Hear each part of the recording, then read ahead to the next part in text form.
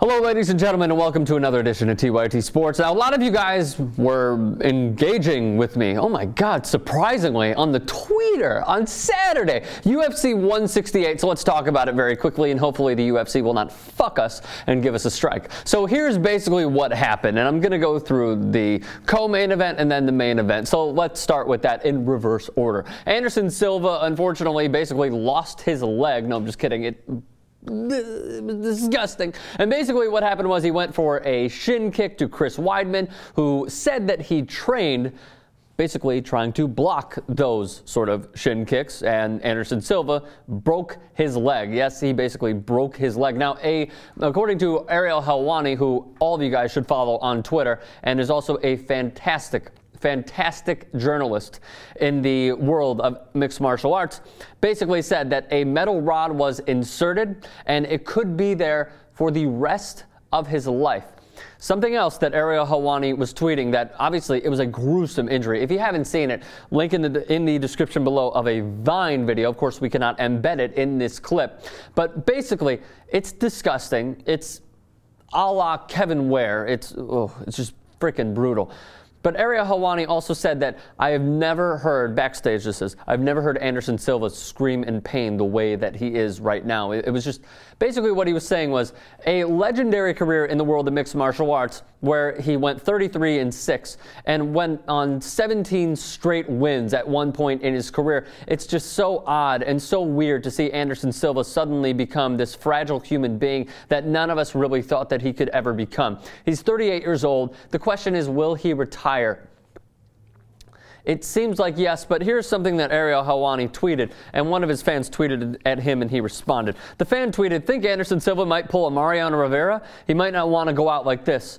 Ariel Helwani replies and says, "Starting to think the same." The question is, should he retire? I would say yes. What else does he have to accomplish? I know that this is not the way that he wants to close the curtain on his Hall of Fame-worthy career, but the timing might just be right. It's a horrific injury, one that many people should never, ever have to go through. So here are your tweets on that, and then we'll get into the Ronda Rousey recap. Ricardo Gonzalez says Silva is done. He's 38, hard to recover from that injury, but still a legend of the sport and division. The Black Green says all athletes need to know when their time has come. His time has arrived. Hassan Al Ahmed tweets at Shram, no, not done. Countless wins have made him very cocky. Still can get his belt back. Frederick Norden says, nah, mate. Could you give me a little more, please? Perron Andrews tweets at Shram, he should retire. He's got nothing left to prove and should retire with good health. He's not in good health right now. Francisco Presta tweets at Strom, he should hang up his gloves. Whatever he does now will have impact on his legacy. Want to remember him on top. Kadim, Arsenal fan, tweets at Strom, I think he should. My first UFC fight I watched was when he won the title from Rich Franklin.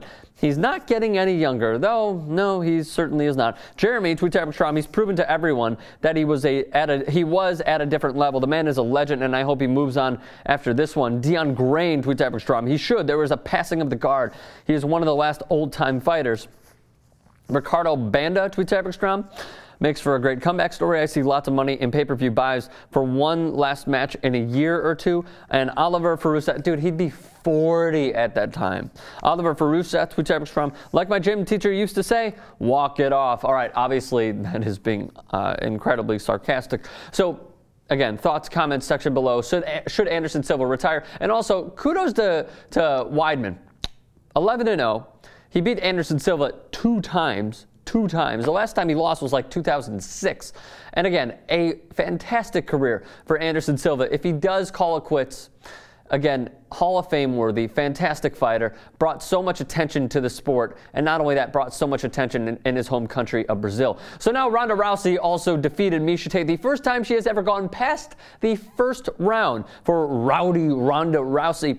And the big thing is basically what happened after the fight. Miesha Tate put out her hand to be like, hey, you know, good job, good fight, and it was a fantastic fight. And Ronda Rousey just sort of looked down and turned her back on the handshake and basically told Joe Rogan, to everyone, as she was ferociously booed in her post-fight press conference with Joe Rogan, not press conference, but interview in the cage, basically saying she disrespected my family. That's something that I'm not cool with. Okay, fine. A handshake means so much to me. Dude, just shake her hand. Who cares? Who cares? You guys hate each other? Fine. Like, we have seen so many competitors in the past, whether it's boxing, whether it's MMA, what have you, you could shake her hand. And out of anything, she lost fans on that night. And the ones who praise Ronda Rousey are just standing up in anger, basically backing her, per the usual. By the way, for Ronda Rousey, Sarah McMahon is next at UFC 170, so good luck to Sarah McMahon. Miesha Tate, meanwhile, has lost 2 times to Ronda Rousey, both by armbar. What a surprise. And she, not only that, the question that Yahoo put out today is, should the UFC retain her? Abso-fucking-lutely they should, and here's why. She won over fans not only because Ronda Rousey was being a dick to her, and basically she was not necessarily playing the sympathy card, but fans are loving her for it because she tried to take on what they're making out to be the villain in Ronda Rousey. Miesha Tate was exciting. She landed a lot of punches, too. A lot of punches on Ronda Rousey, though Rousey's judo came into full effect, and it showed